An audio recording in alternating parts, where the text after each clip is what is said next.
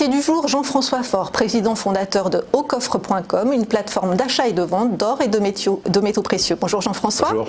Alors avec vous ce matin, on dresse ensemble un bilan des 10 ans du Bitcoin, la crypto-monnaie la plus utilisée au monde. Et peut-être pour commencer, pouvez-vous rappeler le fonctionnement du Bitcoin, ce système de blockchain, de tokens? Oui, alors tous ces mots barbares. Bon, le Bitcoin globalement maintenant tout le monde connaît, donc c'est cette monnaie numérique qui est effectivement maintenant utilisée depuis une dizaine d'années.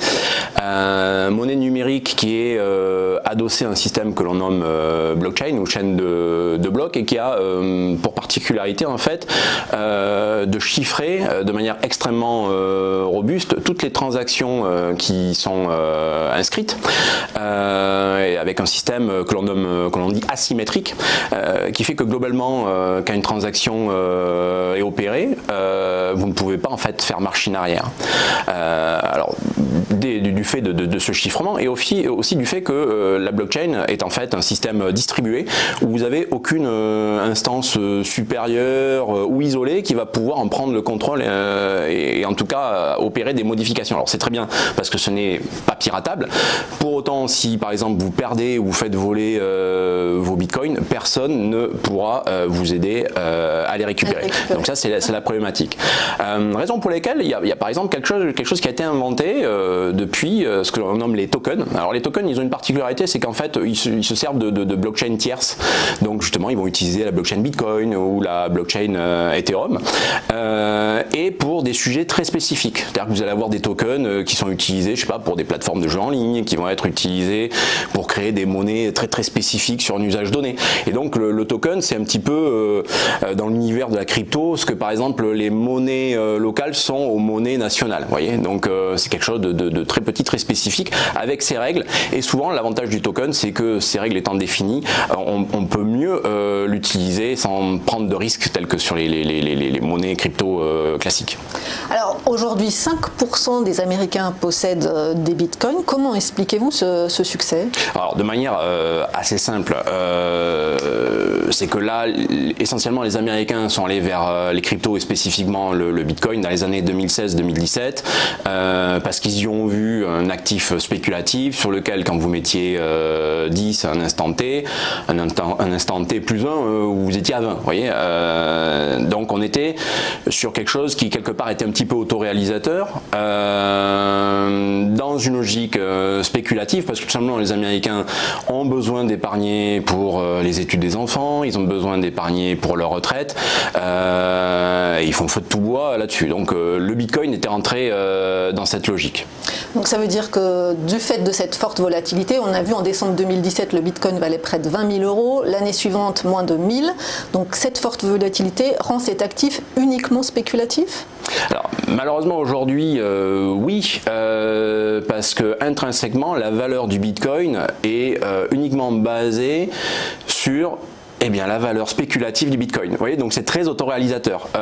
Si on compare par exemple avec d'autres monnaies ou d'autres matières, prenez par exemple l'or. L'or aujourd'hui, son prix, il est quand même fixé par rapport à un usage industriel, par rapport à l'usage de la bijouterie ou par rapport au coût d'extraction.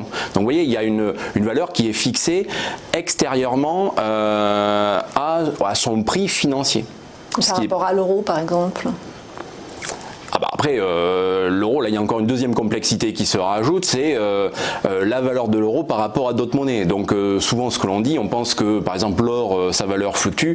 En fait, ce qu'on pourrait dire, c'est que c'est finalement l'euro qui fluctue. Alors sur le Bitcoin, c'est un petit peu pareil. C'est la raison pour laquelle, par exemple au Venezuela, aujourd'hui le Bitcoin est excessivement utilisé parce qu'il vient suppléer à la faillite de l'État ou de la monnaie nationale. Et c'est là où le Bitcoin retrouve en fait ses lettres de noblesse, ce pourquoi il avait été créé au début, c'est-à-dire dans une logique de monnaie complémentaire, voire sur le coup, là, dans le cas présent, carrément alternative. D'accord.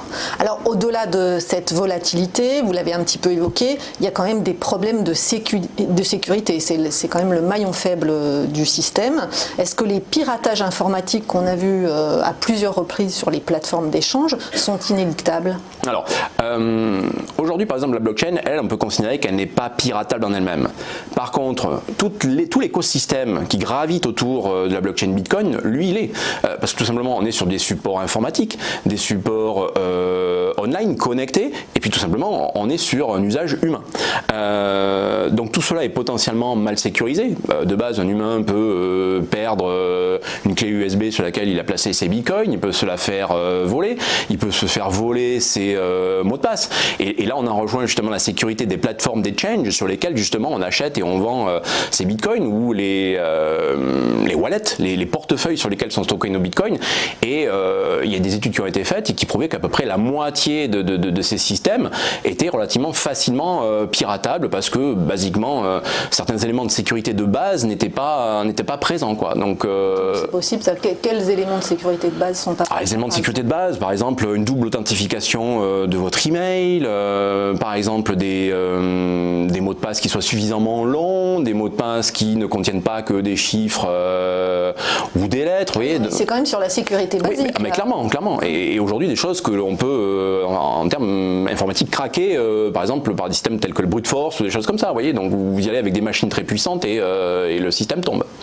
Alors, la SEC hésite, le gendarme boursier américain hésite à homologuer, pourtant il y a eu plusieurs demandes de fait dans ce sens, des fonds indexés sur le Bitcoin, parce qu'elle redoute justement la défaillance des services de garde. Est-ce que c'est un argument recevable selon vous? Alors, c'est totalement recevable, ils ont entièrement raison, pour les raisons que j'évoquais au tout début, qui sont liées vraiment intrinsèquement à la nature même du Bitcoin, des blockchains, etc., c'est notamment cette notion d'irréversibilité.